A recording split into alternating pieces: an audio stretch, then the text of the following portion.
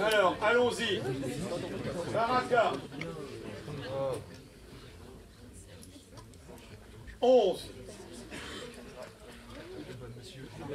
Boulot.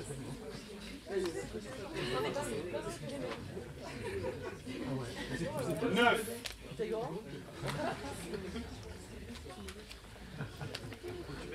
Calderon.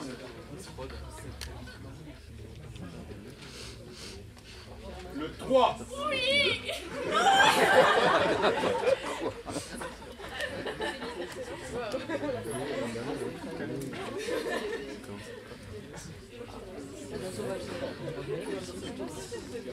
Ensuite, Colombo. Le 4. Je compte sur toi, lecteur, surtout qui va me lire quelque chose sur. Je crois que je n'ai jamais inventé un chemin de pensée, mais qui m'a toujours été donné par quelqu'un d'autre. Ce qui fait qu'une pensée profonde, c'est qu'elle plonge profondément dans la chose et non qu'elle la ramène profondément. Ressort, recorrige, regarde, ressort, recorrige. Je te la pensée, elle est jusqu'au une de colère pour dire calmement le grand de l'intérieur, tu as clarté ou la complexité, l'épaisseur ou la transparence, plutôt l'impossible que tu as créé la brève, créer une réponse sur le sol et surtout que l'œuvre ne soit pas j'agrandis à jour. Ces choses redressées avant ce s'éclave pas à la vie. Aimer la liberté, c'est aimer les autres. Quelques mois plus tard, tout ce que je me suis sont des fatalités depuis 20 ans et qu'écrire est à ce point arbitraire, réfléchi, obsédé, le créatif, il faut absolument aimer le pouvoir, c'est s'aimer soi-même.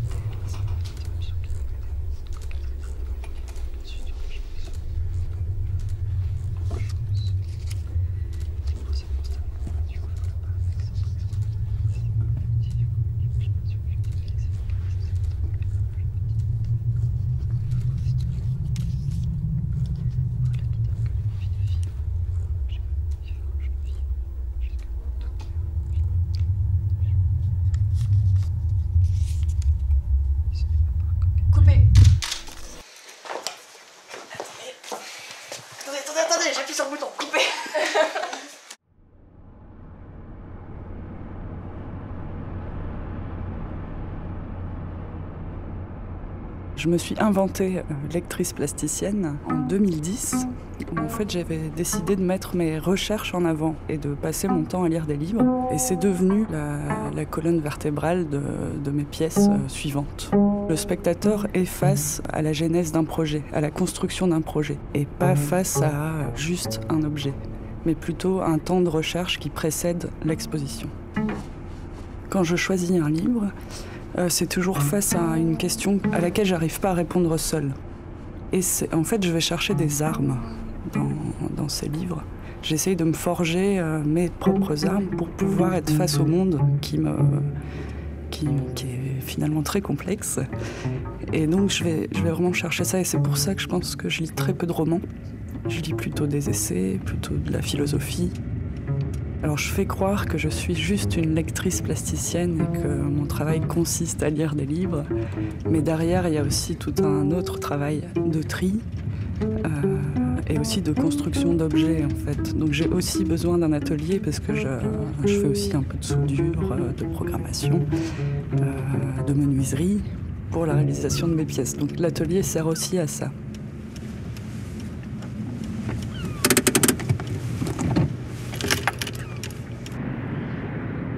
Près de mon atelier, il y a des ateliers pour les sculpteurs qui travaillent vraiment la pierre, donc ils font énormément de bruit et qui ont un rapport à la matière d'ailleurs.